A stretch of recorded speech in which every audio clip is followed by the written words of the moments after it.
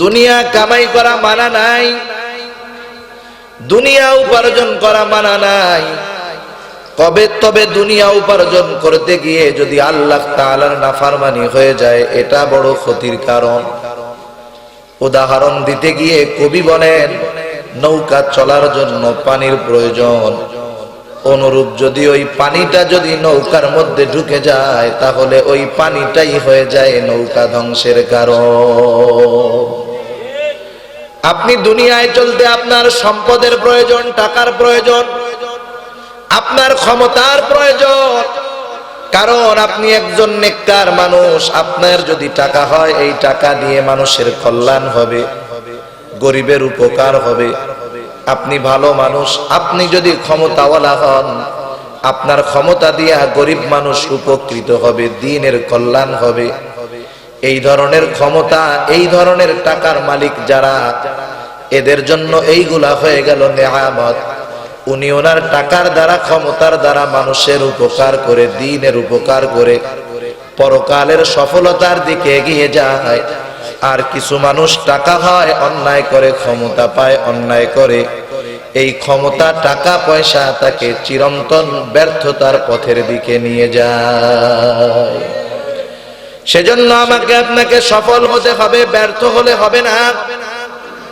সফল কারা? কোরআনুল কারীমের মধ্যে আল্লাহ জানায় দেন, আল্লাহ তাআলা বলেন, ফামান যুহজিহা আনিন নার ওয়া উদখিলাল জান্নাতা ফাকাদ ফাজ। যে জাহান্নামের আগুন থেকে নিষ্কৃতি পেল, জান্নাতে ঢুকলো, হলো সফল। তাহলে জান্নাতে যদি যেতে পারি আমরা সফল, ঠিক কিনা বলেন? এখন জান্নাতে যদি যেতে হয় আমাদের কি করণীয়? কোরআন এবং হাদিসের আলোকে অনেক পথ নির্দেশিকা আল্লাহ তাআলা আমাদেরকে জানায় দিয়েছেন, তার হাবিব জানায় দিয়েছেন। আমি সংক্ষিপ্ত সারে একটা আয়াতের অংশ তিলাওয়াত করেছি আপনাদের সামনে। আমরা তো সবাই জান্নাতে যেতে চাই, চাই তো? আল্লাহ তাআলা আমাকে আপনাকে ইনভাইট করছে, দাওয়াত দিয়েছে, দাওয়াত দিয়েছে জান্নাতুল ফেরদাউসের। আমি কোন কাজ করলে জান্নাতুল ফেরদাউসের মেহমান হতে পারবো? আল্লাহ আমার মেজবান হবেন। আল্লাহ তাআলা যে আয়াত আমি তিলাওয়াত করেছি, অনেক শর্ত দেন নাই, দুইটা শর্ত দিয়েছেন। কয়টা শর্ত? এই দুইটা শর্ত যখন কোন মানুষের মধ্যে পাওয়া যাবে, তার জন্য জান্নাতুল ফেরদাউসের মেহমানদারি থাকবে। সুবহানাল্লাহ। এক নাম্বার শর্ত আল্লাহ তাআলা বলেন, ইন্নাল্লাযীনা আমানু ওয়া আমিলুস সালিহাত কানাত লাহুম জান্নাতুল ফিরদাউসি নুজুলা। এক নম্বর শর্ত আল্লাহ তাআলা বলেন, নিশ্চয়ই যারা ঈমান এনেছে, ঈমান জান্নাতে যাওয়ার জন্য অন্যতম শর্ত হলো ঈমান। একটা মানুষ যদি ঈমান নিয়ে মারা যেতে পারে, শাস্তি ভোগ করার পরে হলেও একটা সময় জান্নাতে যাবে। কিন্তু একটা মানুষ যদি ঈমানের সাথে নেক আমল করে, ও জান্নাতে যাবে, তবে সাধারণ জান্নাতে নয়। আল্লাহ রব্বুল আলামিন তার জন্য জান্নাতুল ফেরদাউস তৈয়ার রেখে দিয়েছে। আল্লাহর নবী শিখায়া দেন, তোমরা আল্লাহর কাছে জান্নাত চাইবা, জান্নাতুল ফেরদাউস চাইবা। কেন?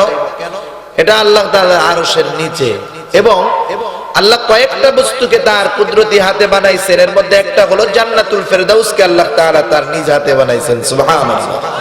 সেজন্য আমরা আল্লাহর কাছে জান্নাতুল ফেরদাউস বেশি বেশি চাবো। তাহলে এক নাম্বার শর্ত হলো ঈমান, কারণ ঈমানবিহীন কোন মানুষ জান্নাতে যেতে পারবে না।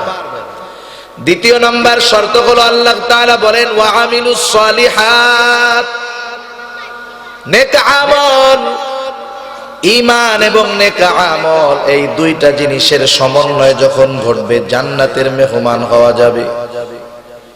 ঈমান, এটা এক নম্বরে হতে হবে পরিশুদ্ধ ঈমান, বিশ্বাস হতে হবে পরিশুদ্ধ বিশ্বাস।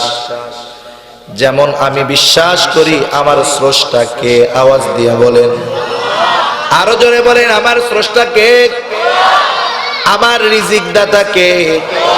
কারণ আল্লাহ হলেন রাজ্জাক, সম্মান দেওয়ার মালিক কে, সন্তান দেওয়ার মালিক কে, আমি যদি এই বিশ্বাসগুলা শুধু মুখে বললাম এমনটা নয়, আমার কাজে কর্মে সব কিছুর মধ্যে যদি পাওয়া যায়, তাহলে বোঝা যাবে আমার ঈমানটা আসলে ঠিক আছে। দুইটা জিনিসের সমন্বয় প্রয়োজন, তা না হলে পরিপূর্ণ মুমিন হওয়া যায় না, পরিপূর্ণ আত্মসমর্পণকারী হওয়া যায় না। কারণ কোরআনুল কারীমের মধ্যে আল্লাহ তাআলা বলেন, তুমি মুসলমান না হয়ে মৃত্যুবরণ করো না। আল্লাহ তাআলা বলেন, ইয়া আইয়ুহাল্লাযীনা আমানুত্তাকুল্লাহ হাক্কা তুকাতিহি ওয়া লা তামুতুন্না ইল্লা ওয়া আনতুম মুসলিমুন। আল্লাহ রাব্বুল আলামিন বলেন, হে ঈমানদারেরা, তোমরা আল্লাহ তাআলাকে ভয় করো, ভয় করার মতো ভয় করো, আর পরিপূর্ণ মুসলমান না হয়ে মৃত্যুবরণ করো না। আমাদেরকে কেউ যদি জিজ্ঞাসা করে আপনার ধর্ম কি, আমরা বলি ইসলাম। আপনার পরিচয় কি, আমি বলি মুসলমান, ঠিক না? সবাই বলি না আমরা মুসলমান? কিন্তু অনেকের ক্ষেত্রে এই কথাটা মিথ্যা হয়। আমরা মুমিন হতে পারি, কিন্তু সহজে সবাই মুসলমান হতে পারে না। কেন? আমি বলতেছি আস্তে আস্তে, কথা বুঝতেছেন? হাদিসের কিতাবগুলোর মধ্যে প্রসিদ্ধ একটা হাদিস আছে, যেই হাদিসটাকে বলা হয় হাদিস জিবরিল। কেন হাদিসে জিবরিল বলা হয়? এর কারণ হলো, একদিন রাসূলুল্লাহ সাল্লাল্লাহু আলাইহি ওয়াসাল্লাম সাহাবাদেরকে নিয়ে বসে আছে। একটা মানুষ আসলো, কিন্তু এই মানুষটা যে অনেক লম্বা সফর করে আসছে, এই সফরের কোনো চিহ্ন এর মধ্যে পাওয়া যাইতেছে না। কারণ আরব দেশে তো আর তখন এসি গাড়ি ছিল না। এসি গাড়ি ছিল, বিমান ছিল না। যে ঢাকা থেকে কক্সবাজার কত দূর, বাই রোডে আসতে গেলে প্রায় 400 কিলোর মতো রাস্তা, বা তার বেশিও হতে পারে, কম বেশি হবে। আসলে একটা ক্লান্তি, কিন্তু বিমানে যদি আসে উনি টেরই পাবে না, আরামে চলে আসবে, ওনার সফরের ক্লান্তি ওনার মধ্যে থাকবে না। কিন্তু আরব দেশে মানুষ ঘোড়ায় অথবা হেঁটে সফর করত। অল্প কিছু দূর সফর করার পরে তার চুল মুখ ধুলায় মলিন হয়ে যাইত, বোঝা যাইত এই লোকটা সফর করে আসছে। কিন্তু যেই লোকটা এখন ওই মসজিদে নববীর মধ্যে আসলো, লোকটা অপরিচিত, আশেপাশে কেউ দেখে নাই, কিন্তু লোকটা যে অনেক দূর থেকে সফর করে আসছে এর কোনো আলামত ওনার মধ্যে নাই। পুরা টিপটাপ সিমসাম সুন্দর। এটা হলো জিবরাইল আলাইহিস সালাম মানব আকৃতিতে আসছেন।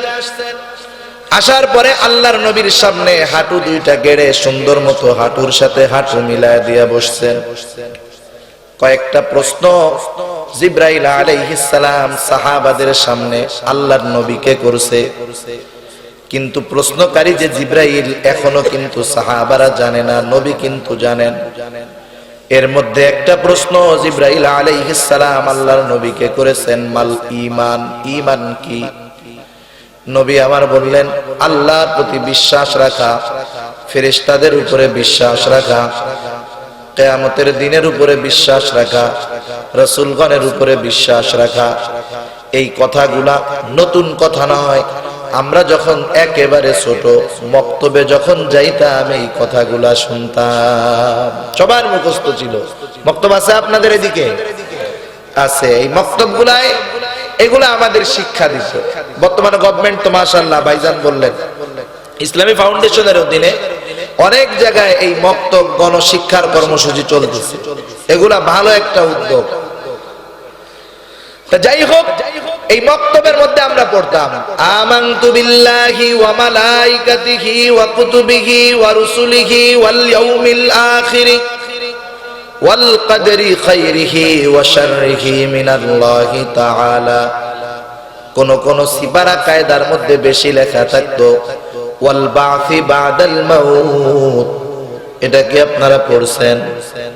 আমরা এই কথাগুলাই বলতাম, আমানতু বিল্লাহ, আমি ঈমান এনেছি আল্লাহ তাআলার উপর, ওয়া মালাইকাতিহি, ফেরেশতাগণের উপর, ওয়া কুতুবিহি, কিতাবসমূহের উপর, ওয়া রুসুলিহি, রাসূলগণের উপর, ওয়াল ইয়াউমিল আখির, কিয়ামতের দিনের উপর, ওয়াল কদরি খাইরিহি ওয়া শাররিহি মিনাল্লাহি তাআলা, তাকদীরের ভালো মন্দ যে আল্লাহ তাআলার পক্ষ থেকে হয় এটার উপর, ওয়াল বাসি বাদাল মাউত, মৃত্যুর পরে পুনরায় পুনরুজ্জীবিত হওয়ার উপর ঈমান আনলাম। তাহলে এই বিষয়গুলোকে বিশ্বাস করার নাম হলো ঈমান। যেই লোক এগুলাকে বিশ্বাস করে এর নাম হলো মুমিন। কথা বুঝছেন? সবাই বিশ্বাস করি না আমরা? তাহলে আমরা সবাই মুমিন হলাম, মুমিন। কিন্তু আমি বলেছিলাম সবাই মুমিন কিন্তু সবাই মুসলমান না। কেন মুসলমান নয়? দ্বিতীয় প্রশ্ন হযরত জিবরিল আলাইহিস সালাম আমার আপনার নবীকে বলতেছেন মাল ইসলাম, ইসলাম কি? এবার আমার আপনার নবী বললেন ইসলাম হলো নামাজ কায়েম করা, ইসলাম হলো রোজা রাখা, হজ করা, যাকাত দেওয়া, তথা আল্লাহ তাআলা যেটা আদেশ করেছেন সেটা করা, যেটা নিষেধ করেছেন সেটা থেকে বিরত থাকা, এটাই হলো ইসলাম। এই কাজটা যেই মুমিন করে সেই মুমিন হয়ে যায় মুসলমান। কথা বুঝছেন? এবার আমারে জবাব দেন, সমাজে মুমিন বেশি না মুসলিম বেশি? না না, আপনাদের এলাকার সব মানুষ নামাজ পড়ে। তাহলে এই আলোকে সমাজের মধ্যে মুমিন হয় দুই প্রকারের। কয় প্রকার? এক নাম্বার, মুমিন নামাজ পড়ে না, রোজা রাখে না, হজ করে না, যাকাত দেয় না, মিথ্যা বলে, সুদ খায়, ঘুষ খায়, দোকানদারি করে, ওজনে কম দেয়, সোয়াবিন তেলে ভেজাল মিশায়, মিথ্যা বলে, এমন লোক বেশি না কম? এইটা মুমিন, তবে মুসলমান নয়। এটা হলো ফাসিক মুমিন তথা গুনাহগার মুমিন। কিন্তু আমাকে হতে হবে মুসলমান। আমাকে যদি মুসলমান হতে হয় যত নেক আমল আছে সবগুলা আমাকে করতে হবে। এজন্য আল্লাহ তাআলা জান্নাতে যাওয়ার জন্য দুইটা শর্ত দিলেন। এক নাম্বার ঈমান, দুই নাম্বার ওয়া আমিলুস সালিহাত। তার মানে মুমিন মুসলমান হতে হবে আমাকে।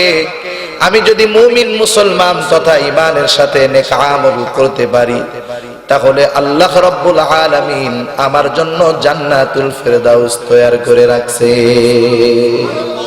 আবার ঈমানটা হতে হবে একেবারে খাঁটি ঈমান, যেই বিশ্বাসগুলা, যেই বিষয়গুলা আল্লাহ তাআলার সাথে সম্পৃক্ত, দুনিয়ার কোন মানুষের কাছে ওই বিষয়গুলোর সাথে আল্লাহকে মিলানো যাবে না।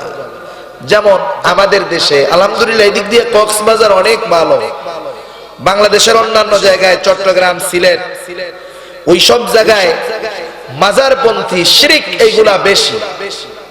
এমন এমন জায়গা আছে যে মানুষ আল্লাহ তাআলা সন্তান দেওয়া না দেওয়ার মালিক হলেন আল্লাহ, ঠিক কিনা বলেন? মানুষেরা এত জঘন্য পরিবেশ, এত জঘন্য অবিশ্বাস তাদের অবস্থা ভিতরে ঢুকে গেছে। মহিলা পেট খালি করে মাজারের সাথে মিশায় আর বলে বাবা একটাই সন্তান দাও, একটাই সন্তান দাও। লোকটা বলার সাথে সাথে ওর ঈমান চলে গেছে, ঠিক কিনা বলেন? এরকম অনেক জায়গায় ওলিয়া উলিয়াদের কবর থাকবে, আমরা মাঝে মধ্যে সুযোগ হলে জিয়ারত করতে যাব, কিন্তু মনে রাখতে হবে কোন মাজারকে জিয়ারত করার উদ্দেশ্যে কোন সফর করা জায়েজ নাই। কেউ যদি এই নিয়তে যায় আমি শাহজালালের মাজার জিয়ারত করতে যাব, গুনাহ হবে। কেউ যদি বলে আমি বাইজিদ বুস্তামির মাজার জিয়ারত করার জন্যই যাচ্ছি, গুনাহ হবে। আপনি চিটাগাং যাইতেছেন, আল্লাহর ওলির মাজার এমনি গেছেন, অসুবিধা নেই। দুনিয়ার 3টা মসজিদে শুধুমাত্র জিয়ারতের নিয়তে যাওয়া যায়, বাইতুল্লাহ, মসজিদুল আকসা এবং মসজিদে নববী। এই 3টা জায়গায় আপনি জিয়ারতের নিয়তে যাইতে পারবেন। খালি নিয়ত করে যান যে আমি মক্কার মসজিদ দেখতে যাব, সওয়াব হবে, সওয়াব। সেজন্য এইরকম জঘন্য শিরক আমাদের ভিতরে আছে যেগুলোর কারণে ঈমান চলে যায়, আছে না নাই? সেজন্য নবী আমার আরেক হাদিসের মধ্যে সতর্ক করে দিয়ে বলেন, যদিও জান্নাত পাওয়ার জন্য নেক আমল শর্ত, কিন্তু যদি তুমি পাহাড় পরিমাণ নেক আমল করো কিন্তু তোমার ঈমানের মধ্যে যদি ত্রুটি থাকে, ইখলাসের মধ্যে যদি ত্রুটি থেকে যায়, আমল যতই হোক না কেন আল্লাহ তাআলার কাছে তা গ্রহণযোগ্য হবে না। আপনি যদি নদীর থেকে পানি আনতে যান কিন্তু কলসির তলাটা ফুটা, আপনি ড্রাম ড্রাম পানি ঢাললে এক সময় ওই তলা দিয়ে সব বের হয়ে যাবে। আর একজনের ছোট্ট একটা গ্লাস নিয়ে গেছে, এটা ফুটাও না কিন্তু পুরা ভালো, কলসওয়ালা দেখে কয় আমি এত পানি নিয়ে পারি না আর তুমি একটু গ্লাস নিয়ে আসছো। আপনি বললেন চল দুইজনে পানি ভরে নিয়ে যাবো, যারটা টিকবে সেই আসল। ও কলস ভরে রওনা দিছে, আপনি গ্লাস ভরে রওনা দিছেন, আস্তে আস্তে ফুটা কলসির পানি সব শেষ, আপনি তো গ্লাস নিয়ে চলে আসছেন। কারণ কি? আপনার পাত্র ভালো। কি ভালো? পাত্র ভালো, যতটুকু রাখছেন ততটুকুই আছে, কমে নাই। এজন্য নবী আমার জানায় দেন তোমার ঈমান নামক পাত্রটা ভালো করো। আখলিস দীনাকা ইয়াকফিকাল আমালুল কলিল, তোমার ঈমানটা খাঁটি করো, অল্প আমল নাজাতের জন্য যথেষ্ট হবে। তা না হলে কি হবে? আমল অনেক করবা, ইখলাসের মধ্যে ত্রুটি, ওই আমলগুলা কিয়ামতে তোমাকে জান্নাতে নিতে পারবে না, বরং অনেকের আমল তার জাহান্নামে যাওয়ার কারণ হয়ে দাঁড়াবে। কারণ কিয়ামতের ময়দানে বান্দার সব আমল আল্লাহর সামনে হাজির করা হবে, আর আল্লাহ তাআলা মানুষের সব বিষয়ের খবর রাখেন কি রাখেন না? সব জানেন আল্লাহ তাআলা। আমি কি করি না করি সব জানেন কে? আমি কি দেখি না দেখি সব দেখেন কে?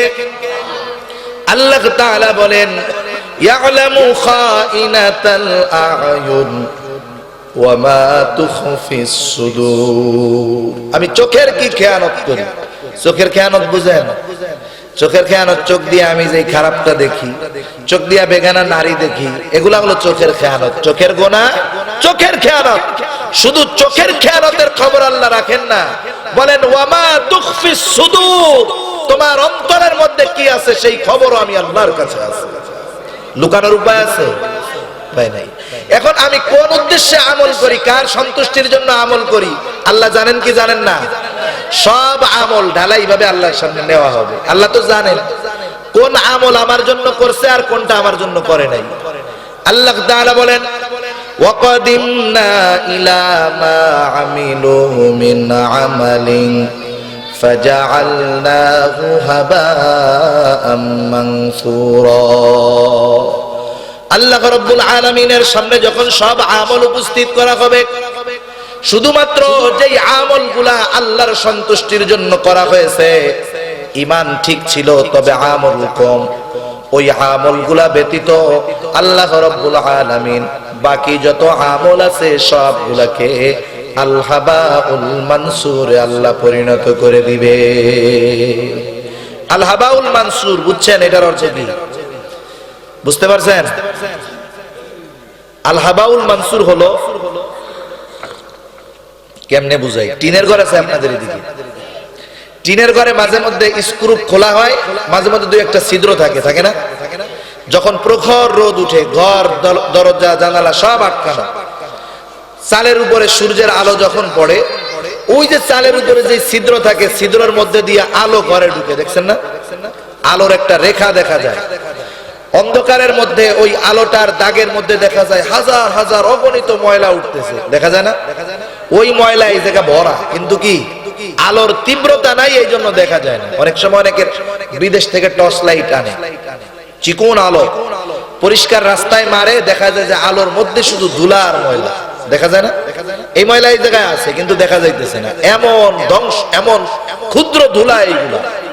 আল্লাহ তাআলা বলেন ওদের আমলগুলাকে এইরকম ধুলায় পরিণত করে দেওয়া হবে যে সেটা দেখতেও পারবে না, তারা একবারে নিশ্চিহ্ন করে দিবেন আল্লাহ তাআলা। হাদিসের মধ্যে আসছে, নবী আমার বলেন, হযরতে আবু হুরায়রা রাদিয়াল্লাহু তাআলা আনহু হতে বর্ণিত হাদিস, আল্লাহর নবী বলেন কিয়ামতের দিন সর্বপ্রথম তিন শ্রেণীর মানুষকে আল্লাহ তাআলা হিসাবের জন্য ডাকবেন।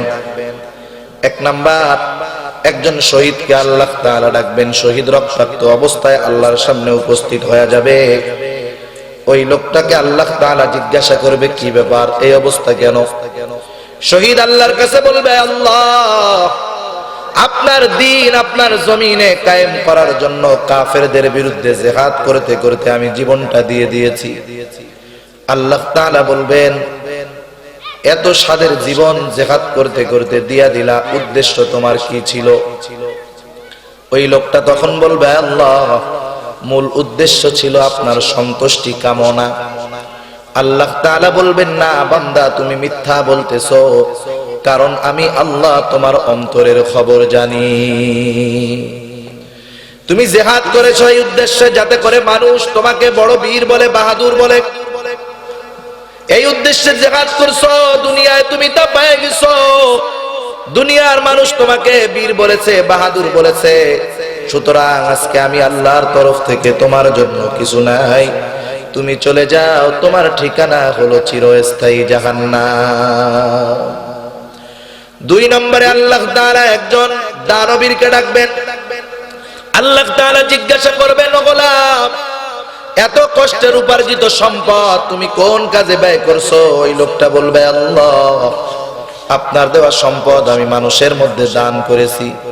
যার ঘর নাই তারে ঘর বানায় দিয়েছি, রাস্তা নাই রাস্তা বানায় দিয়েছি, খাবার নাই খাবার কিনে দিয়েছি।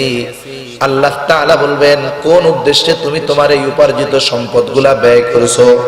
ওই লোকটা বলবে, আল্লাহ, আপনার সন্তুষ্টির জন্য। আল্লাহ তাআলা বলবেন, না বান্দা, আমি আল্লাহ তোমার অন্তরের খবর জানি।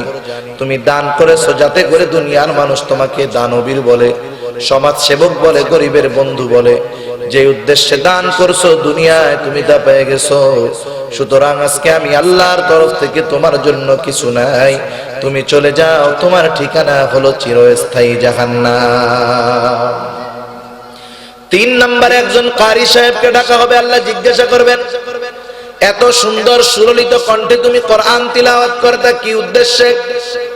ওই লোকটা বলবে, আল্লাহ, আমি শুধুমাত্র কোরআন তিলাওয়াত করতাম আপনার সন্তুষ্টির জন্য। আল্লাহ বলবেন, না বান্দা, আমি আল্লাহ তোমার অন্তরের খবর জানি। তুমি কোরআন তিলাওয়াত, আর মানুষ তোমাকে কারি বলে। যে উদ্দেশ্যে তুমি কোরআন শিখছো দুনিয়ায় তুমি তা পেয়ে গেছো। আজকে আমি আল্লাহর তরফ থেকে তোমার জন্য কিছু নাই, তুমি চলে যাও, তোমার ঠিকানা হলো চিরস্থায়ী জাহান্নাম। এমন 3টা জিনিস, জীবন দিল, মাল দিল, এত কষ্ট করে আলেম হলো, হাফেজ হলো, কিন্তু আল্লাহর সন্তুষ্টি উদ্দেশ্য নাই, যার কারণে আমল বাতিল, জাহান্নামে যাওয়া লাগলো। ঠিক কিনা বলো?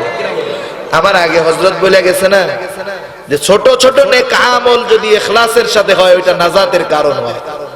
পাপিষ্টা মহিলার কথা, ইখলাসের সাথে মোজা ভিজাইয়া পানি খাওয়াইছে কুকুরকে, সন্তুষ্টি উদ্দেশ্য আল্লাহর, আল্লাহ মাফ করে দিছে, ছোট আমল। সেজন্য আমরা আমাদের ঈমানকে পরিশুদ্ধ করব। আমল যদি অল্প হয়, ওই আমল আমাকে নাজাত দিতে পারবে, কিন্তু আমল যদি অনেক হয়, ঈমান যদি পরিশুদ্ধ না থাকে, ওই আমল আমাকে জাহান্নাম থেকে বাঁচাতে পারবে না। ঠিক কিনা বল? সেজন্য আমরা নেক আমল করব, মুসলমান হব, নামাজ পড়ব। খালি ওয়াজ শুনলাম এটা হবে না, আমাকে নামাজ পড়তে হবে, মুসলমান হতে হবে। ঠিক কিনা? কারণ আল্লাহ তাআলা বলছে, ওয়ালা তামুতুন্না ইল্লা ওয়া আনতুম মুসলিমুন। তুমি মুসলমান না হয়ে মৃত্যুবরণ করো না। তার মানে কি? নামাজি না হয়ে মরো না, দানকারী না হয়ে মরো না, হজ যদি ফরজ হয় হাজি না হয়ে মরো না, যাকাত যদি ফরজ হয় যাকাত দেনেওয়ালা না হয়ে মরো না। সেজন্য আমাকে বুঝতে হবে যে আমাকে কি আমলগুলা করতে হবে, সাথে সাথে ঈমান ঠিক রাখতে হবে। এই গেল পুরুষদের জন্য ওয়াজ। মহিলা মা বোনরা অনেক আছেন, তাদের জন্য কিছু কথা বলার দরকার আছে না নাই? দ্বিতীয় আরেকটা হাদিস আমি আপনাদের খেদমতে পাঠ করেছি। মা বোনরা তো অনেক ব্যস্ত থাকেন। আসলে আমাদের দেশের অবস্থা হলো অন্যরকম। আমাদের সামনে থাকে পুরুষ শ্রোতা। আমরা পুরুষ শ্রোতাদেরকে মজা দেওয়ার জন্য, আনন্দ দেওয়ার জন্য অনেক সময় মা বোনদের ব্যাপার কথাগুলা তির্যক ভাবে তাদের সামনে তুলে ধরি, মজা দেই। করে না এরকম? অশালীন কথা বলি আমাদের মা বোনদের সম্পর্কে, ওয়াজের ময়দানে বসে বলে, এমন লোক আছে না নাই? ইসলাম আমার মা বোনদেরকে সম্মান দিয়েছে, তাদেরকে সম্মান দিয়ে কথা বলতে হবে, কারণ তারা মায়ের জাতি। ঠিক কিনা বলেন? সেজন্য যেই সমস্ত মানুষ মা বোনদেরকে নিয়ে উল্টাপাল্টা কথা বলে সামনের শ্রোতাদেরকে মজা দেয়, এরা ইসলামকে নিয়ে রহস্য করে, কৌতুক করে। ঠিক কিনা বলেন? এ সুযোগ ইসলাম আমাকে আপনাকে দেয় নাই। আমার আপনার মা বোনদের কল্যাণ কিসে আছে, সেই ধরনের কথা তাদেরকে বলতে হবে, তাদেরকে সম্মানের সাথে কথা বলতে হবে, যেখানে ইসলাম, আল্লাহ এবং তার রাসূল মা বোনদেরকে সম্মান দিয়েছেন। জাহেলিয়াতের সময় মা বোনরা তো পণ্য ছিল, কিন্তু ইসলাম এসে এদেরকে মাতৃত্বের সম্মান দিয়েছেন, মায়ের মর্যাদা দিয়েছে। ঠিক কিনা বল? একজন মা, একজন নারীর পাওয়ার কতটুকু? এক ছেলে এসে বলতেছে, আমার মা, আমার মায়ের ব্যাপারে আমার কতটুকু হক?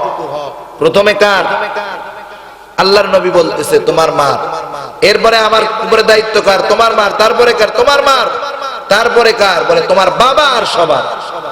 ইসলাম মাকে মায়ের সম্মান দিয়েছে।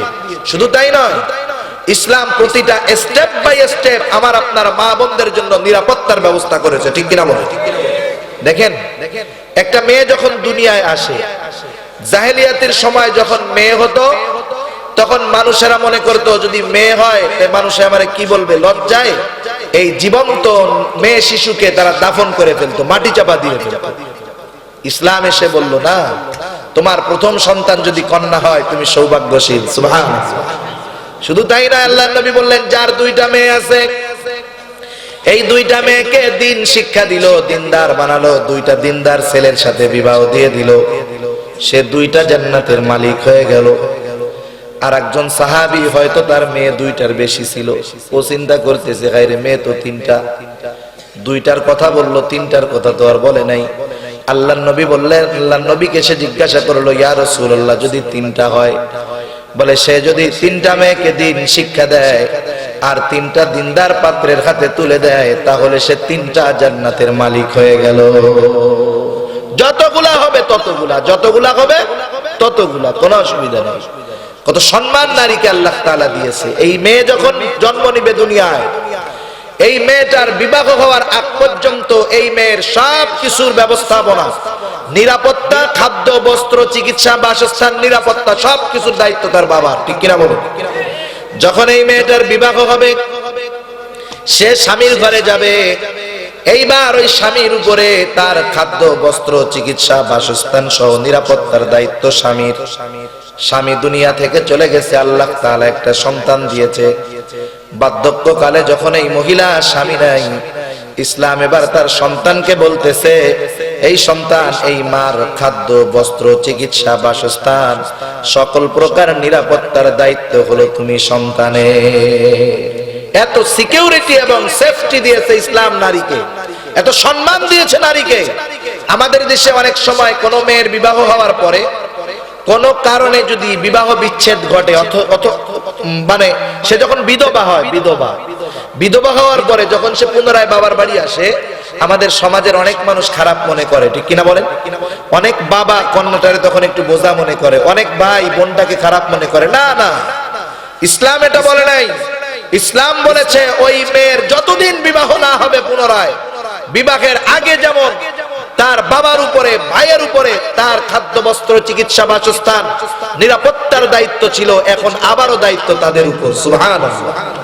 এত সম্মান যেখানে আল্লাহ দিলেন, এত নিরাপত্তা যেখানে আল্লাহ দিলেন, আপনি কেন সেখানে মা বোনদের ব্যাপারে অশ্লীল অশালীন কথা বলে সামনের শ্রোতাদেরকে আনন্দ দেন? এগুলা ইসলাম পছন্দ করে না। আর এই কথাগুলা বলা আমানতের খেয়ানত হবে, ঠিক কিনা বলে? সেজন্য আমরা মা বোনদেরকে এমন কিছু কথা বলবো যেগুলার মাধ্যমে সে কথাগুলা গ্রহণ করে আমলি হতে পারে, ঠিক কিনা বলেন? আমি যদি প্রথম তারিখ খুশাই, তার বদনাম বলি, তাকে নিয়ে হাস্যরস করি, এরপরে যদি আমি তাকে নসিহতমূলক কথা বলি, ও তো আমার উপর আগে রাইগা আছে যে হুজুর কত খারাপ, হুজুর কত জঘন্য অশালীন কথা আমাদেরকে নিয়ে বললো, তখন আমার ভালো কথাগুলোও তাদের ভালো লাগবে না। এটা স্বাভাবিক, তার মেন্টালিটি চেঞ্জ হয়ে যাবে।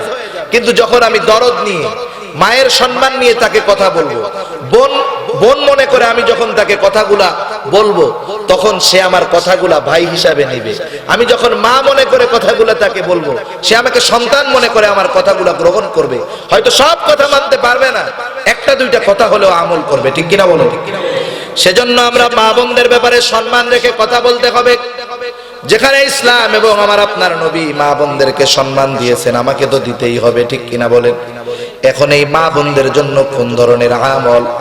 আল্লাহর নবী মা বোনদের ব্যাপারে অনেক কিছু আমলের কথা বলেন নাই, কারণ তারা তো সর্বদা সওয়াবের কাজের মধ্যে থাকে। 3 বেলা স্বামীর জন্য রান্না করে, এটা তার জন্য নফল ইবাদত। স্বামীর মা বাবার খেদমত করে, নফল ইবাদত। সন্তান দুনিয়ায় আসছে, লালন পালন করে, দুধ পান করায়, এটা তার জন্য নফল ইবাদত। সেই জন্য তার অনেক নফল ইবাদতের প্রয়োজন নাই। নবী আমার বলেন, কোন রমণী যদি 4টা বিষয়ের প্রতি খেয়াল রাখে, এই রমণীর প্রতি আল্লাহ রাব্বুল আলামিন এমন সুযোগ দিয়ে দেয়, এই রমণী জান্নাতের 8টি দরজার যেই দরজা দিয়ে খুশি সেই দরজা দিয়ে এই রমণী জান্নাতে ঢুকতে পারবে। আল্লাহর নবী বলেন, 1 নাম্বার, ইদা সাল্লাতিল মারআতু খামসাহা, যেই রমণী 5 ওয়াক্ত নামাজ যথাসময়ে আদায় করে। কয় ওয়াক্ত নামাজ? 5 ওয়াক্ত নামাজ। আমাদের দেশে অধিকাংশ সময় মা বোনরা সংসারের ব্যস্ততার কারণে 5 ওয়াক্ত নামাজ যথাসময়ে পড়ে না। এই ব্যাপারটায় তাদের অবশ্যই আরো যত্নবান হতে হবে। তারা 5 ওয়াক্ত নামাজ যথাসময়ে আদায় করবে, নামাজের ব্যাপারে গাফিলতি করবে না। 2 নম্বর, নবী আমার বলেন নসামাত শাহরাহা, সামনে রোজার মাস আসতেছে, রোজা রাখবে। রোজার মাসে কি রাখবে? রোজা রাখবে। যেহেতু রোজার মাস আসতেছে, একটা কথা বলারই দরকার। দেখেন, রোজা শুধু না খেয়ে থাকার নাম রোজা না। না খেয়ে থাকার নামই যে রোজা এমনটা নয়। স্বামী স্ত্রীর মধ্যে কিছু আচরণ আছে, এগুলা থেকে বিরত থাকার, না খেয়ে থাকা, এটার নাম রোজা নয়। কারণ প্রতিটা অঙ্গ প্রত্যঙ্গের রোজা আছে, প্রতিটা অঙ্গ প্রত্যঙ্গের রোজা আছে। এজন্য রাসূলুল্লাহ সাল্লাল্লাহু আলাইহি ওয়াসাল্লাম বলেন, কিছু মানুষের রোজা আছে, এটা শুধু না খেয়ে থাকার নামান্তর। এর দ্বারা শুধু রোজার ফরজটাই আদায় হয়, কিন্তু আলাদা কোনো ফ্যাসিলিটি পাওয়া যায় না। যেমন নবী আমার বলেন, আস-সাওমু জুন্নাতুন, সওম হলো ঢাল। কিসের ঢাল? জাহান্নামের আগুন ঠেকায় দিবে সওম। কিন্তু যেই সওমের মধ্যে গুনাহ আছে, গীবত আছে, পরনিন্দা আছে, এই সওম দুর্বল সওম, ও জাহান্নামের আগুন ঠেকাতে পারবে না। এটা শুধু আল্লাহর আদেশ মানা হবে, কিন্তু এই সওমের দ্বারা জাহান্নামের আগুন থেকে বাঁচা যাবে না। সেজন্য রোজার মাসে যেটা হয়, আমরা দেখি বা শুনি যে মা বোনদের ওই সময় একটু ব্যস্ততা কম থাকে। কম থাকে না? কারণ রান্না বান্না নাই। অনেক সময় কয়েক বোন, কয়েকজন মা এক জায়গায় হন, ওনারা কিছু কথাবার্তা বলতে বলতে এক সময় গীবত, পরনিন্দা, অপবাদ পর্যন্ত চলে যায়। শয়তান আস্তে আস্তে তাদেরকে খারাপ কথাগুলোর দিকে নেয়, গীবতের দিকে নিয়ে যায়। তখন এই রোজাদার মানুষগুলার মজলিসটা হয়ে যায় গীবতের মজলিস, গুনার মজলিস। এই বিষয় থেকে আমার মা বোনদেরকে সতর্ক থাকতে হবে যে আমরা রোজার মাসে যখন সময় পাবো, শুধু না খেয়ে থাকবো কেন? অন্যান্য সময় ব্যস্ততার কারণে কোরআন খতম দেওয়ার সুযোগ হয় না। এই রোজার মাসে আমরা একটু বেশি বেশি কোরআন তিলাওয়াত করব। রোজার মাসে বেশি বেশি দুরুদের আমল করব, তাসবিহ তাহলিল পাঠ করব। আমি আমার সওয়াবের পাল্লাকে ভারী বানাবো। বরং অধিকাংশ ক্ষেত্রে হয় কি, মা বোনরা এক জায়গা হওয়ার পরে গীবতের মজমা যখন জমায়ে দেয়, যার গীবত করা হয় তার গুনাহগুলা সে নিয়ে তার সওয়াবগুলা গীবত যার করে তারে দিয়া দেয়। আর লস হয় না? লস হয় না? এজন্য মা বোনরা রোজার মতো রোজা রাখতে হবে। নবী আমাদেরকে ওই রকম রোজা রাখার কথা বলছেন যেই রোজা হবে চোখের গুনাহ মুক্ত। বলেন তো, আমি যদি চাই আমার রোজাটা চোখের গুনাহ মুক্ত হবে, টেলিভিশনের সামনে বসা যাবে নাকি? জোরে বলেন, যাবে। তাহলে রোজা রাখলাম, টেলিভিশনে কিছু দেখবো না। আমি পুরুষ বাহিরে গেছি, বেগানা নারীর দিকে তাকাবো না। জবানের গুনাহ করব না। জবানের গুনাহ হলো গীবত, জবানের গুনাহ হলো মিথ্যা, জবানের গুনাহ হলো পরনিন্দা। এইগুলা আমি কখনো করব না। চোখকে গুনার থেকে বাঁচাবো, জবানকে গুনার থেকে বাঁচাবো, হাত পা অঙ্গ প্রত্যঙ্গকে গুনার থেকে বাঁচাবো।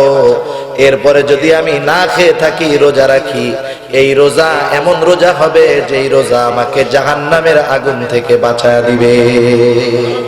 এই জন্য মা বোনরা এরকম রোজা রাখবো। ছেলেরা তো রোজা রাখবেই। আর পুরুষ মানুষ যখন বাহিরে যায়, রোজা রেখে পরিশ্রম যখন করে, ক্ষুধা বাড়ে। যখন ক্ষুধা বেশি থাকে, দুর্বল থাকে, তখন গুনার প্রতি আগ্রহ থাকে না। এজন্য রাসূলুল্লাহ সাল্লাল্লাহু আলাইহি ওয়াসাল্লাম যুবকদেরকে বলেন, হে যুব সম্প্রদায়, তোমরা বিবাহ করো। যাদের বিবাহের উপযুক্ত হয়েছে বিবাহ করো। যদি বিবাহের অ্যাবিলিটি না থাকে, রোজা রাখো। রোজা রাখলে কি হয়? ক্ষুধা থাকে, দুর্বল থাকে, তখন গুনাহ করার প্রতি আগ্রহ হয় না। এজন্য মা বোনরা যে রোজার মতো রোজা রাখবে, ওয়াহাসানাত ফারজাহা, যে তার সতীত্বের হেফাজত করবে। সতীত্বের হেফাজত কিভাবে করবে? সাথে একটা লাঠি নিয়ে ঘুরবে নাকি? সতীত্বের হেফাজত কিভাবে করতে হবে ইসলাম তাকে শিখায় দিয়েছে। সতীত্বের হেফাজত হবে শরীয় সম্মত পর্দার মাধ্যমে। আজকে তো কিছু মানুষ মা বোনদেরকে পর্দার ব্যাপারে অনুৎসাহিত করে, পর্দাকে সেকেলে বলে। পর্দা করলে নাকি নারীর স্বাধীনতা হরণ করা হয়। আসলে তা নয়। ইসলাম নারীকে দামি মনে করে, এই জন্যই ইসলাম নারীকে ঢেকে চলতে বলে। আপনি যখন আপনার স্ত্রী গহনা পরে বের হবে, স্বর্ণের গহনা, অর্নামেন্টস পরে বের হবে, সে কি তার স্বর্ণের গহনাগুলা কাপড়ের উপর দিয়ে ঝুলায় রাখে নাকি? যদিও গহনা পরে বাহিরে বের হওয়ার সময় গয়নাগুলো জানি বাইরের মানুষ না দেখে এই চিন্তা করে, কারণ কোন মানুষটা ছিনতাইকারী বলা যায় না। ঢাকা শহরে ছিনতাই হয় কেমনে? কানের দুল ঝুলায় রাখছে, ছিনতাইকারী দৌড় দিয়া এক টান দিয়া কান ছিঁড়া গহনা নিয়ে দৌড় দিয়া চলে যায়, ধরার উপায় না। এটা ছিনতাই কেন হলো? এটাও দেখতে পারছে এই জন্য, ঠিক কিনা বলেন? এই দামি জিনিসটা দেখছে, ওইটার প্রতি ওর আগ্রহ যাচ্ছে, এই জন্য টান দিয়ে ছেড়ে নিয়ে চলে গেছে। কিন্তু এটা ঢেকে ঢেকে রাখলে দেখতো না। কিন্তু ঢেকে রাখার কারণে স্বর্ণের দাম কি কমে যায় নাকি? এরকম নিয়ম আছে নাকি কোথাও যে আপনি 10 ভরি স্বর্ণ আছে, এটা যদি আপনি আপনার ঘরের খুব গোপন স্থানে সিন্ধুকের মধ্যে রাখেন, তাইলে এই স্বর্ণের ভরি 42,000 ছিল, এত ভিতরে রাখছেন কেন? এটার দাম এখন 20,000 টাকা। হ্যাঁ, এরকম হয়? দাম কমে? দাম কমে না, বরং যদি আপনি বাইরে রাখেন এটা চুরি হয়ে যাওয়ার আশঙ্কা আছে। অনুরূপ ভাবে যেই মা যেই বোন পর্দা করে, আল্লাহর কসম তার দাম কমে না বরং বেড়ে যায়, ঠিক কিনা বলেন? তার দামটা আল্লাহ বাড়ায় দেয়, মানুষের চোখে তার সম্মান বেড়ে যায়। আর যেই মহিলা যেই মেয়ে তার সৌন্দর্যকে প্রকাশ করে বাহিরে চলে, সেই টিজিং এর শিকার হয়। অনেক সময় এর চাইতেও জঘন্য অপরাধ সংগঠিত হয়ে যায়। সেজন্য মা বোনদেরকে ইসলাম দামি সম্পদ মনে করে, মা বোনদেরকে ইসলাম দামি মনে করে, এই জন্য পর্দার ভিতরে থাকতে বলে। আল্লাহর কসম, স্বাধীনতা হরণ করার জন্য নয়। সম্প্রতি কালে কয়েক বছর আগে একজন জাপানি বোন মুসলমান হয়েছে। মুসলমান হওয়ার আগের থেকেই সে পর্দা করত। তার সাক্ষাৎকার নেওয়া হয়েছে। সে সাক্ষাৎকার দেওয়ার পরে বলেছে, ইসলাম গ্রহণের পূর্বেই আমি পর্দা করতাম, প্র্যাকটিস করছি পর্দার মধ্যে এসে আমি আমার সম্মান, আমি আমার নিরাপত্তা এতটা পেয়েছি। আমি যখন চলতাম আমার স্বামীর সাথে থাকলেও আমি এতটা নিরাপত্তা পেতাম না। আমি একা চলি শরীয় পর্দার সাথে, এখন মনে হয় আমার স্বামীর সাথে থাকার কারণে আমি আগে যেই নিরাপত্তা বোধ করতাম না, এখন তার চাইতে আরো বেশি নিরাপত্তা বোধ মনে করি আমি। সুবহানাল্লাহ বলে। তাহলে পর্দা নারীর সেভের ব্যবস্থা করেছে, নিরাপত্তার ব্যবস্থা করেছে, সম্মানের ব্যবস্থা করেছে।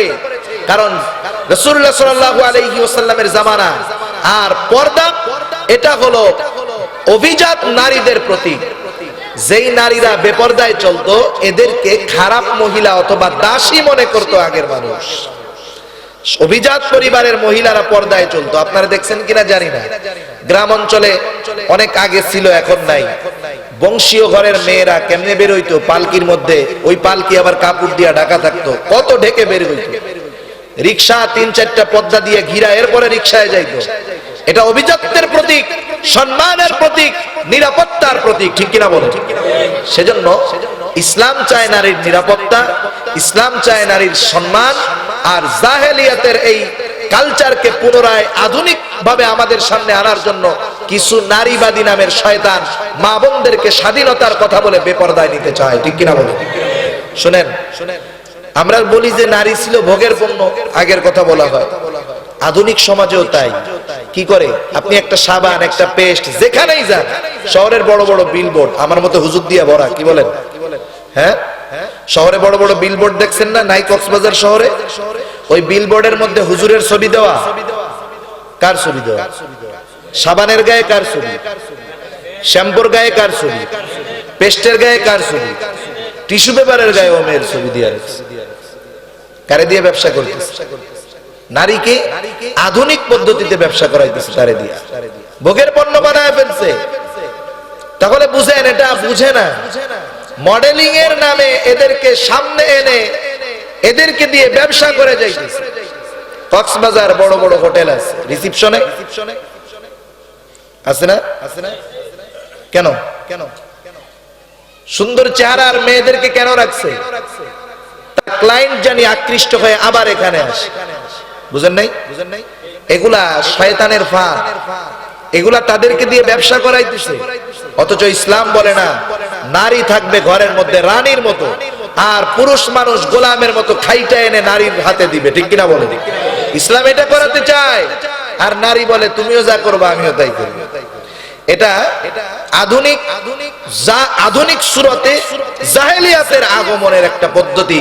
আজকের নারীবাদী নামের শয়তানরা এগুলা করতেছে, ঠিক কিনা বলেন? সেজন্য আমার মা বোনদেরকে বুঝতে হবে যে আপনার নিরাপত্তা এবং সম্মান যদি চান, আল্লাহর রাসূলও বলছে ওয়াহাসসানাত ফারজাহা, সেই নারী তার সতীত্বের হেফাজত করবে। 4 নাম্বার, এইবার যখন ওই বোনটার বিবাহ হয়ে যাবে, স্বামীর আনুগত্য করবে। স্বামীর আনুগত্য কোন পর্যন্ত করবে? মেয়েটা দিনদার, স্বামী যদি বলে চলো আজকে পার্টিতে যেতে হবে অমুক হোটেলে, ওইখানে আমার ফ্রেন্ডরাও থাকবে, তোমাকে বেপরদায় যাওয়া লাগবে, এই ক্ষেত্রে কি আনুগত্য করবে নাকি? কারণ নবী আমার বলেন লা তাআতা লিমাখলুকিন ফি মাসিয়াতিল খালিক, আল্লাহ তাআলার নাফরমানি করে দুনিয়ার কোন মানুষের ইতাআত করা এটার বৈধতা নাই। তথা স্বামীর যত ভালো কাজের আদেশ আছে এগুলার আনুগত্য করবে, যেই বৈধ কাজগুলা করলে স্বামী খুশি হয় এগুলা করবে।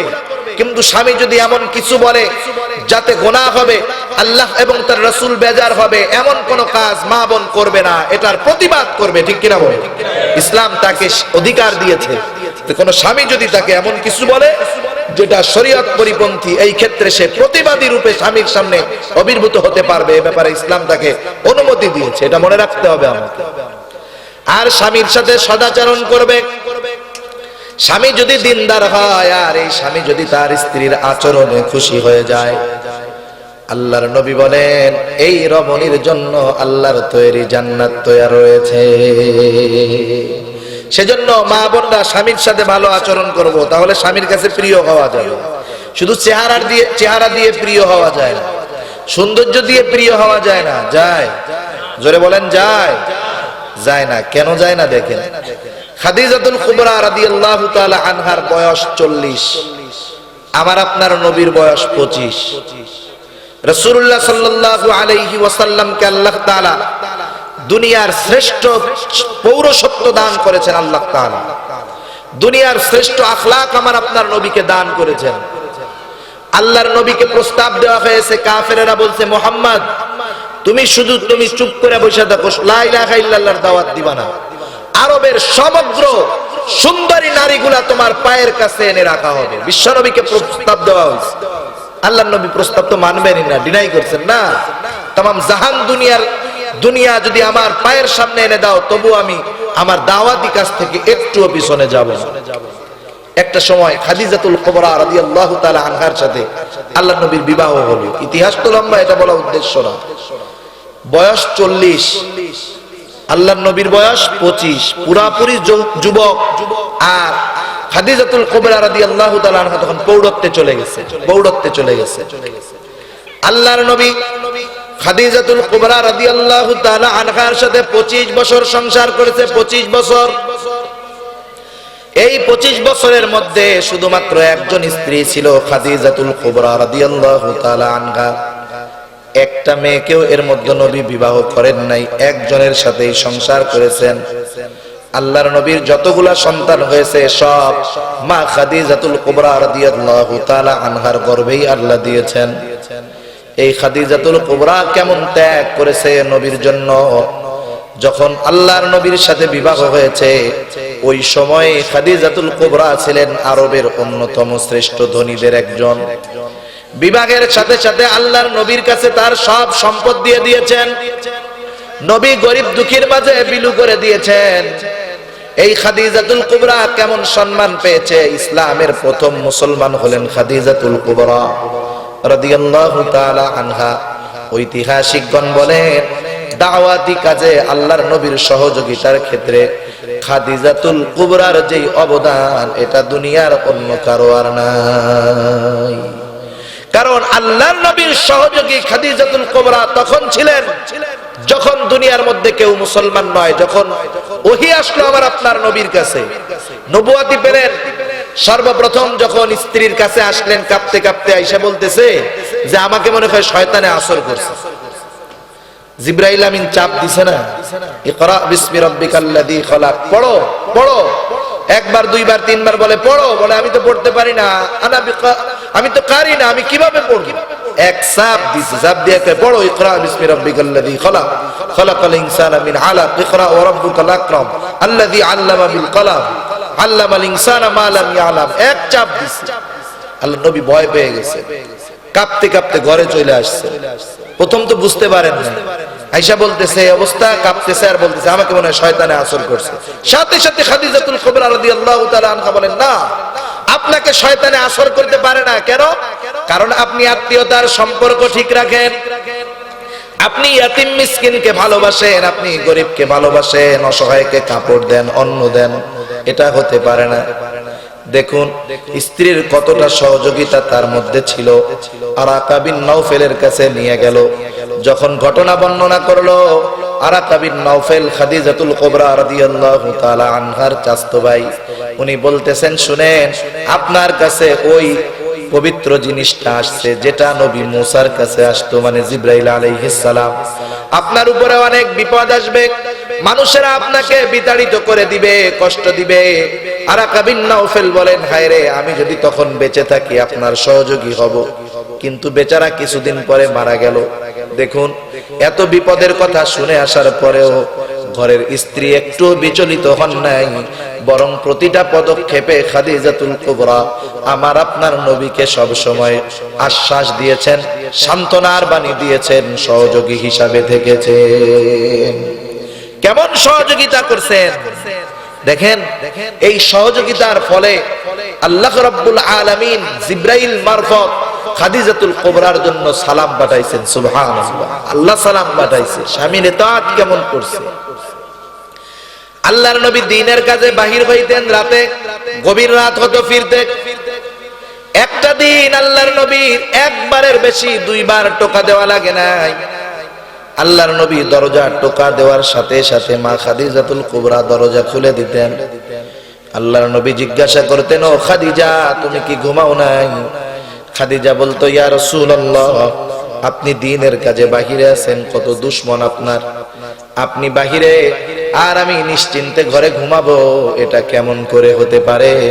আপনি বাহিরে থাকলে আমার চোখে কখনো ঘুম আসে না। দেখেন স্ত্রী 15 বছরের বড়, কেমন আচরণ আল্লাহর নবীর সাথে। যাই হোক, ঘটনা যদি এক এক করে বলি অনেক লম্বা হবে। খাদিজাতুল কুবরা রাদিয়াল্লাহু তাআলা আনহা দুনিয়া থেকে চলে গেলেন। এরপরে যতগুলা বিবাহ আল্লাহর নবী করেছেন সবগুলা কার আদেশে করেছে? জোরে বলে। আল্লাহর নবী খাদিজাতুল কুবরার ব্যাপারে এমন পাগল ছিলেন, একদিন ঘরের মধ্যে বসে আছেন, হায়রে, খাদিজাতুল কুবরা রাদিয়াল্লাহু তাআলা আনহার একটা বোন ছিল, বোনের গলার আওয়াজ তো খাদিজাতুল কুবরার মতো ছিল। এইবার দরজায় টোকা দিলেন, ডাক দিলেন, সালাম দিলেন। আল্লাহর নবী বলতেছেন, এ জানি খাদিজার বোন হয়। নিজে গিয়া দরজা খুলে দিলেন আগ্রহের সাথে। স্বাভাবিক, এক ঘরে যদি দুই স্ত্রী থাকে, এক বেটার, যতই বুজুর্গ হোক, ওই বেটা আর ওই বেটার বউগুলা একটু দ্বন্দ্ব লাগে না? সতীনের প্রতি একটু ইয়া লাগে, এটা মানুষের সহজাত একটা অভ্যাস, এটা দোষের কোনো কিছু না। এমন আচরণ দেখা আয়েশা সিদ্দিকা রাদিয়াল্লাহু তাআলা আনহা একটু মনে মনে ঈর্ষান্বিত হইতেন, হিংসা করতেন না। হিংসার ঈর্ষা আলাদা, হিংসার ঈর্ষা আলাদা। একজন মানুষের টাকা আছে, সে এটা দ্বীনের কাজে ব্যয় করে। আমি বলতে পারি, আরে ওই লোকটার টাকাও দ্বীনের কাজে ব্যয় করে, আল্লাহ যদি আমারও দিত আমিও দিতে পারতাম। একজন সুন্দর কোরআন তিলাওয়াত করতে পারে, আপনি এটা ঈর্ষা করেন যে আরে আমি যদি কোরআন তিলাওয়াত করতে পারতাম। এইসব বিষয় ঈর্ষা হয়, হিংসা হয় না। ঈর্ষা করতেন, ঈর্ষা। আল্লাহর নবী বারবার খাদিজাতুল কুবরা রাদিয়াল্লাহু তাআলা আনহার কথা বলতেন। যখনই কোনো ছাগল গরু জবাই দিতেন, উট জবাই দিতেন, খাদিজাতুল কুবরা রাদিয়াল্লাহু তাআলা আনহার আত্মীয়দের বাড়ি দিতেন, বান্ধবীদের দিতেন, বোনদেরকে দিতেন। বলেন তো, এক বউ দুনিয়া থেকে চলে গেছে, আর এক বউ ঘরে। আপনি যদি গরু জবাই হওয়ার পরে ওই বোন তথা আপনার শালীরে গোশত পাঠান, আপনার বউ পিটানি লাগে, মনে হয় ওইটারে বিয়ে করার ধান্দা করতেছে, তাই না? স্বাভাবিক একটু ঈর্ষা আসবে। আল্লাহর নবী এইভাবে করতেন। আয়েশা সিদ্দিকা রাদিয়াল্লাহু তাআলা আনহা একদিন বলতেছে, ইয়া রাসূলুল্লাহ, একজন মহিলা আপনার চাইতে 15 বছরের বড়, একজন বৃদ্ধা মহিলা, তার মধ্যে কি ছিল যা আল্লাহ আমার মধ্যে দেয় নাই? কারণ আয়েশা সিদ্দিকা রাদিয়াল্লাহু তাআলা আনহা তো সুন্দরী ছিলেন, ভরা যৌবনা ছিলেন। আল্লাহর নবী বললেন, খবরদার, মনে রাখবা, খাদিজাতুল কুবরা যদি বেঁচে থাকতো আমি অন্য কোনো স্ত্রী কখনো গ্রহণ করতাম না। সাবধান, এমন কথা বলবা না, কারণ খাদিজা হলো আমার এমন দিনের স্ত্রী যেই দিন সমগ্র দুনিয়া আমার বিপক্ষে চলে গেছে, শুধু খাদিজা আমার পাশে দাঁড়াইছে। যেই দিন আমার কোনো সম্পদ ছিল না, সেই দিন খাদিজা তার সম্পদগুলা দিয়া দ্বীনের জন্য সহযোগিতা করছে। সুতরাং খাদিজার ব্যাপারে তুমি কোনো সময় এমন কথা বলবা না। চিন্তা করে দেখেন, একটা স্বামী তার চাইতে 15 বছরের বড় একজন বৃদ্ধা, এই স্ত্রীর ব্যাপারে তার কত মহব্বত, এটা অন্য কোনো কারণে নয়, কারণ ওই স্ত্রী তার স্বামীকে সন্তুষ্ট করতে পেরেছে। সেজন্য মা বোনদের জন্য সহজ। আল্লাহর নবী বলতেছেন ওয়া তাআত বা'লাহা, স্বামীর আনুগত্য করবে, তার লাভ কি? নবী বলেন দাখালাত মিন আইয়াব ওয়াবিল জান্নাতি শাআত, তাহলে এই মহিলা জান্নাতের যেই দরজা দিয়ে খুশি সেই দরজা দিয়ে প্রবেশ করতে পারবে। সুবহানাল্লাহ। উনি যদি জান্নাতুল ফেরদাউসে যাইতে চায়, পারবে কি পারবে না? কত সহজ কাজ। সেজন্য আমাকে আপনাকে জান্নাতুল ফেরদাউসের মেহমান হতে হবে। দেখেন, আপনি যত বড় সম্মানিত মানুষের বাড়ির মেহমান হন না কেন, মেহমান কয়দিন থাকবেন? তিন মেহমানগিরি নাই, ওই বাড়ির লোকের মধ্যে হয়ে যেতে হবে। জান্নাত হলো এমন এক মেহমানদারির জায়গা, ও জায়গা সব সময় মেহমান। সুবহানাল্লাহ বলেন। আল্লাহ তাআলা বলেন জান্নাতের মেহমানদারি কেমন? খালিদিনা ফিহা, সেখানে তারা সব সময় মেহমান থাকবে।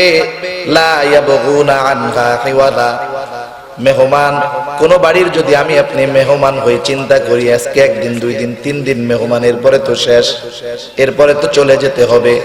কিন্তু যখন মানুষেরা জান্নাতে যাবে, চিরস্থায়ী মেহমান হয়ে যাবে, আল্লাহ তাদের মেজবান হয়ে যাবে।